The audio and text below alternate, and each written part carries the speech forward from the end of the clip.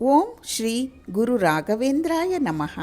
ನಿಮ್ಮ ಜೀವನದಲ್ಲಿ ಎಷ್ಟೇ ಕಷ್ಟಗಳಿರಲಿ, ಎಷ್ಟೇ ನೋವುಗಳಿರಲಿ, ಎಷ್ಟೇ ಸಮಸ್ಯೆಗಳಿರಲಿ, ನಿಮ್ಮನ್ನು ಕಾಡುತ್ತಿರಲಿ, ಒಮ್ಮೆ ಮನಸ್ಸಿನಿಂದ ರಾಯರನ್ನು ನೆನೆದು ನೋಡಿ.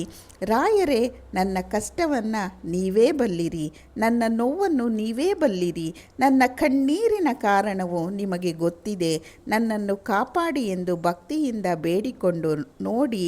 ಭಕ್ತಿಯಿಂದ ರಾಯರನ್ನು ಕರೆದರೆ ರಾಯರು ಎಂದಿಗೂ ಕೈ ಬಿಡೋದಿಲ್ಲ ಅನ್ನೋದು ನಮಗೆಲ್ಲ ಗೊತ್ತಿರುವಂತಹ ವಿಚಾರ.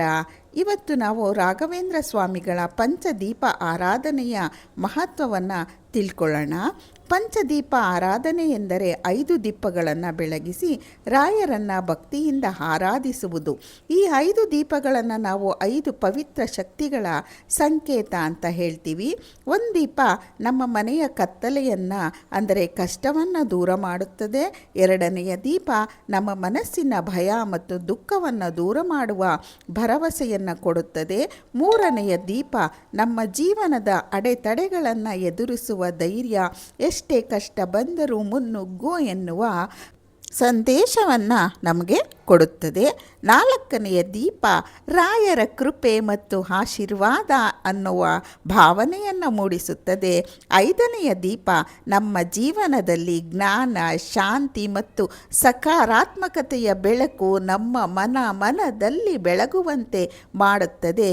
ನಾವು 5 ದೀಪಗಳನ್ನು ಬೆಳಗಿಸುವಾಗ ಕೇವಲ ಎಣ್ಣೆ ಮತ್ತು ಬತ್ತಿಯನ್ನು ಬೆಳಗಿಸುವುದಲ್ಲ, ನಮ್ಮ ನಂಬಿಕೆಯನ್ನು ಬೆಳಗಿಸುತ್ತೇವೆ, ನಮ್ಮ ಭಕ್ತಿಯನ್ನು ಬೆಳಗಿಸುತ್ತೇವೆ, ನಮ್ಮ ಮನಸ್ಸಿನಲ್ಲಿರುವ ಭರವಸೆಯನ್ನು ಬೆಳಗಿಸುತ್ತೇವೆ. ರಾಯರೇ, ನನ್ನ ಜೀವನದಲ್ಲಿ ಬೆಳಕು ನೀಡಿ ಎಂದು ಪ್ರಾರ್ಥಿಸುತ್ತೇವೆ. ಶ್ರೀ ರಾಘವೇಂದ್ರ ಸ್ವಾಮಿಗಳು ಕೇವಲ ಒಬ್ಬ ಸಂತರು ಮಾತ್ರವಲ್ಲ, ಅವರು ಭಕ್ತರ ಪಾಲಿನ ಗುರುಗಳು. ಅವರು ದುಃಖದಲ್ಲಿರುವವರಿಗೆ ಧೈರ್ಯ, ದಾರಿ ಕಾಣದವರಿಗೆ ದಾರಿ ತೋರಿಸುವ ಗುರು. ಅವರು ಭಕ್ತರ ನಂಬಿಕೆಯ ಶಕ್ತಿ. ಮಂಚಾಲಮ್ಮನ ಸನ್ನಿಧಿಯಲ್ಲಿ ಶ್ರೀ ರಾಘವೇಂದ್ರ ಸ್ವಾಮಿಗಳು ಜೀವಂತ ಸಮಾಧಿ ಪ್ರವೇಶಿಸಿದ ನಂತರವೂ ಭಕ್ತರ ನಂಬಿಕೆಯ ಪ್ರಕಾರ ಅವರು ಇಂದಿಗೂ ತಮ್ಮ ಭಕ್ತರನ್ನು ಕಾಪಾಡುತ್ತಿದ್ದಾರೆ. ನಾನು ಇಲ್ಲಿ ಇದ್ದೇನೆ, ನನ್ನನ್ನು ನಂಬಿ ಬರುವ ಭಕ್ತರನ್ನು ನಾನು ಕೈಬಿಡುವುದಿಲ್ಲ ಎಂಬ ರಾಯರ ಭರವಸೆ ಭಕ್ತರ ಹೃದಯದಲ್ಲಿ ಇಂದಿಗೂ ಜೀವಂತ. ರಾಯರನ್ನು ನಂಬಿದ ಭಕ್ತನಿಗೆ ಕಷ್ಟಗಳು ಬರಬಹುದು, ಪರೀಕ್ಷೆಗಳು ಬರಬಹುದು, ಜೀವನದಲ್ಲಿ ಏರುಪೇರುಗಳು ಬರಬಹುದು. ಆದರೆ ಆ ಕಷ್ಟಗಳನ್ನು ಎದುರಿಸುವ ಶಕ್ತಿ ರಾಯರ ಕೃಪೆಯಿಂದ ಸಿಗುತ್ತದೆ ಎಂಬುದು ಭಕ್ತರ ಅಚಲ ನಂಬಿಕೆ. ಕೆಲವೊಮ್ಮೆ ನಾವು ದೇವರಲ್ಲಿ ಕೇಳುತ್ತೇವೆ, ರಾಯರೇ, ನನ್ನ ಕಷ್ಟವನ್ನು ಏಕೆ ದೂರ ಮಾಡುತ್ತಿಲ್ಲ? ಆದರೆ ಕೆಲವೊಮ್ಮೆ ದೇವರು ನಮ್ಮ ಕಷ್ಟವನ್ನು ತಕ್ಷಣ ತೆಗೆದುಹಾಕುವುದಿಲ್ಲ. ಯಾಕಂದರೆ ಕಷ್ಟವನ್ನು ಎದುರಿಸುವ ಶಕ್ತಿಯನ್ನು ಕೊಡ್ತಾನೆ. ನಾವು ಸೋಲುವ ಸಮಯದಲ್ಲಿ ಧೈರ್ಯ ಕೊಡ್ತಾನೆ. ನಾವು ಅಳುವಾಗ ಮನಸ್ಸಿಗೆ ನೆಮ್ಮದಿ ಕೊಡ್ತಾನೆ. ನಾವು ಒಂಟಿಯಾಗಿದ್ದೇವೆ ಎಂದು ಭಾವಿಸುವಾಗ ನಾನು ನಿನ್ನ ಜೊತೆಯಲ್ಲಿದ್ದೇನೆ ಎಂಬ ಭರವಸೆಯನ್ನು ನಮ್ಮ ರಾಯರು ಕೊಡುತ್ತಾರೆ. ಅದೇ ರಾಯರ ಮಹಿಮೆ. ನೀವು ಮನೆಯಲ್ಲಿ ಪಂಚದೀಪ ಆರಾಧನೆ ಮಾಡುವಾಗ ಸ್ವಚ್ಛವಾದ ಸ್ಥಳದಲ್ಲಿ 5 ದೀಪಗಳನ್ನು ಬೆಳಗಿಸಿ ರಾಯರ ಚಿತ್ರ ಅಥವಾ ವಿಗ್ರಹದ ಮುಂದೆ ಭಕ್ತಿಯಿಂದ ಇಡಿ. ನಿಮ್ಮ ಮನಸ್ಸಿನಲ್ಲಿ ಯಾವುದೇ ಕೆಟ್ಟ ಆಲೋಚನೆ ಇರಬಾರ್ದು. ಮನಸ್ಸಿನಲ್ಲಿ ಹೀಗೆ ಹೇಳ್ಕೊಳ್ಳಿ, ಶ್ರೀ ರಾಘವೇಂದ್ರ ಸ್ವಾಮಿಗಳೇ, ನನ್ನ ಕುಟುಂಬವನ್ನು ಕಾಪಾಡು, ನನ್ನ ಮನಸ್ಸಿಗೆ ಶಾಂತಿ ನೀಡಿ, ನನ್ನ ಕಷ್ಟಗಳನ್ನು ಎದುರಿಸುವ ಶಕ್ತಿ ನೀಡು, ನನ್ನ ಜೀವನದ ಅಡೆತಡೆಗಳನ್ನು ದೂರ ಮಾಡು, ನನ್ನನ್ನು ಸನ್ಮಾರ್ಗದಲ್ಲಿ ನಡೆಸು, ನಿಮ್ಮ ಆಶೀರ್ವಾದ ಸದಾ ನನ್ನ ಮೇಲಿರಲಿ ಎಂದು ಭಕ್ತಿ ಭಾವದಿಂದ ಪ್ರಾರ್ಥಿಸೋಣ. ಪಂಚದೀಪದ ಬೆಳಕನ್ನು ನೋಡುತ್ತಾ ನಮ್ಮ ಜೀವನದಲ್ಲಿರುವ ಕತ್ತಲೆಯು ಇದೇ ರೀತಿ ದೂರವಾಗಲಿ ಎಂದು ರಾಘವೇಂದ್ರನ ಮುಂದೆ ಪ್ರಾರ್ಥಿಸೋಣ. ನಮ್ಮ ಮನೆಯಲ್ಲಿರುವ ಜಗಳಗಳು ದೂರವಾಗಲಿ, ಮನಸ್ಸಿನಲ್ಲಿರುವ ಭಯ ದೂರವಾಗಲಿ, ನಮ್ಮ ಕುಟುಂಬದಲ್ಲಿ ಶಾಂತಿ ನೆಲೆಸಲಿ, ನಮ್ಮ ಕುಟುಂಬವು ಅಭಿವೃದ್ಧಿಯಾಗಲಿ, ಶಾಶ್ವತವಾಗಿ ನಗು ನೆಲೆಸಿರಲಿ, ರಾಯರ ಆಶೀರ್ವಾದ ಸದಾ ನಮ್ಮ ಮನೆ ಮೇಲಿರಲಿ. ಆದರೆ ಒಂದು ವಿಷಯವನ್ನು ನಾವು ನೆನಪಿಟ್ಟುಕೊಳ್ಳಬೇಕು. ದೀಪವನ್ನು ಹಚ್ಚುವುದರ ಜೊತೆಗೆ ನಮ್ಮ ಕರ್ಮವೂ ಒಳ್ಳೆಯದಾಗಿರಬೇಕು. ಅಂದರೆ ನಾವು ಮಾಡುವ ಕೆಲಸವೂ ಸಹ ಒಳ್ಳೆಯದೇ ಇರಬೇಕು.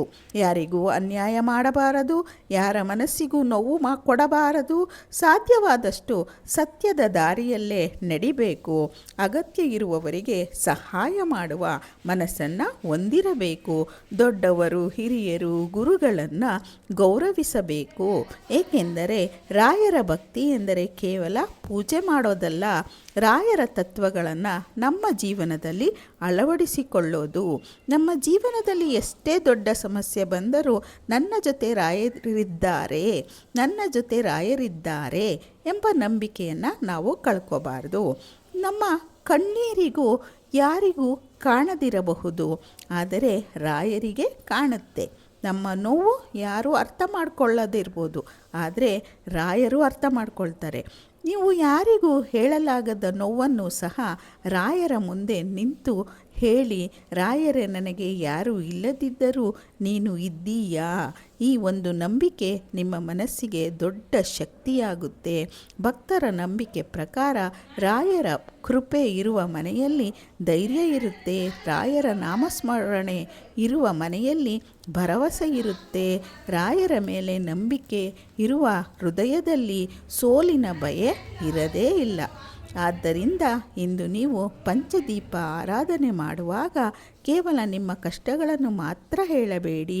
ರಾಯರೇ, ನನ್ನ ಮನಸ್ಸನ್ನು ಶುದ್ಧವಾಗಿರಿಸು, ನನ್ನನ್ನು ಒಳ್ಳೆ ದಾರಿಯಲ್ಲಿ ನಡೆಸು, ಕುಟುಂಬವನ್ನು ಕಾಪಾಡು, ನನಗೆ ಕಷ್ಟ ಎದುರಿಸುವ ಶಕ್ತಿಯನ್ನು ಕೊಡು, ನಿನ್ನ ಮೇಲೆ ಇರುವ ನಂಬಿಕೆ ಕಡಿಮೆಯಾಗದಂತೆ ನೋಡಿಕೋ ಎಂದು ಪ್ರಾರ್ಥನೆ ಮಾಡಿಕೊಳ್ಳಿ.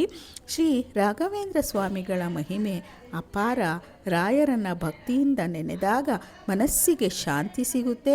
ರಾಯರ ನಾಮವನ್ನು ಜಪಿಸಿದಾಗ ಮನಸ್ಸಿಗೆ ಧೈರ್ಯ ಬರುತ್ತೆ. ರಾಯರ ಮೇಲೆ ನಂಬಿಕೆ ಇಟ್ಟಾಗ ಜೀವನದ ಕಷ್ಟಗಳನ್ನು ಎದುರಿಸುವ ಶಕ್ತಿ ಸಹ ನಮ್ಮಲ್ಲಿ ಬರುತ್ತೆ. ಆದ್ದರಿಂದ ನಾವೆಲ್ಲರೂ ಭಕ್ತಿಯಿಂದ ಶ್ರೀ ರಾಘವೇಂದ್ರ ಸ್ವಾಮಿಗಳನ್ನು ನಮ್ಮನ್ನು ಕಾಪಾಡಿ ಎಂದು ಬೇಡಿಕೊಳ್ಳೋಣ. ರಾಯರೇ, ನಮ್ಮ ಮನಸ್ಸಿನಲ್ಲಿ ಶಾಂತಿ ನೆಲೆಸು. ರಾಯರೇ, ನಮ್ಮ ಕಷ್ಟಗಳನ್ನು ಎದುರಿಸುವ ಶಕ್ತಿ ಕೊಡು. ರಾಯರೇ, ನಿಮ್ಮ ಕೃಪಾ ಕಟಾಕ್ಷ ಸದಾ ನಮ್ಮ ಮನಸ್ಸಿನಲ್ಲಿ ಇರಲಿ. ರಾಯರ ಆಶೀರ್ವಾದದಿಂದ ನಿಮ್ಮ ಜೀವನ ಸಂತೋಷವಾಗಲಿ, ನಿಮ್ಮ ಮನಸ್ಸಿನ ನೋವುಗಳು ದೂರಾಗಲಿ, ನಿಮ್ಮ ಕುಟುಂಬದಲ್ಲಿ ಶಾಂತಿ ನೆಲೆಸಲಿ, ಸಕಾರಾತ್ಮಕತೆ ಬರಲಿ, ನಕಾರಾತ್ಮಕತೆ ತೊಲಗಲಿ ಮತ್ತು ಅಭಿವೃದ್ಧಿ ಆಗಲಿ.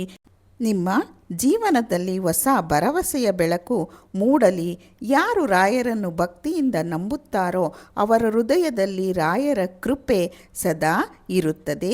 ನೀವು ಸಹ ಆಷಾಢ ಮಾಸದ ಒಂದು ಗುರುವಾರ ಈ 5 ದೀಪಗಳ ಆರಾಧನೆ, ಪಂಚ ದೀಪಗಳ ಆರಾಧನೆಯನ್ನು ಮಾಡಿ ರಾಯರ ಕೃಪೆಗೆ ಪಾತ್ರರಾಗಿ ಅಂತ ನಾನು ನಿಮ್ಮಲ್ಲಿ ಕೇಳ್ಕೊತೀನಿ. ಈ ವಿಡಿಯೋ ನಿಮಗೆಲ್ಲರಿಗೂ ಇಷ್ಟ ಆಗಿದ್ದರೆ ಒಂದು ಲೈಕ್ ಮಾಡಿ, ಶೇರ್ ಮಾಡಿ, ಕಮೆಂಟ್ ಮಾಡಿ, ಸಬ್ಸ್ಕ್ರೈಬ್ ಮಾಡೋದನ್ನು ಮರಿಬೇಡಿ. ಮತ್ತೊಂದು ವಿಶೇಷವಾದ ವಿಡಿಯೋದೊಂದಿಗೆ ನಾನು ನಿಮ್ಮನ್ನು ಭೇಟಿ ಮಾಡ್ತೀನಿ. ರಾಯರಿದ್ದಾರೆ.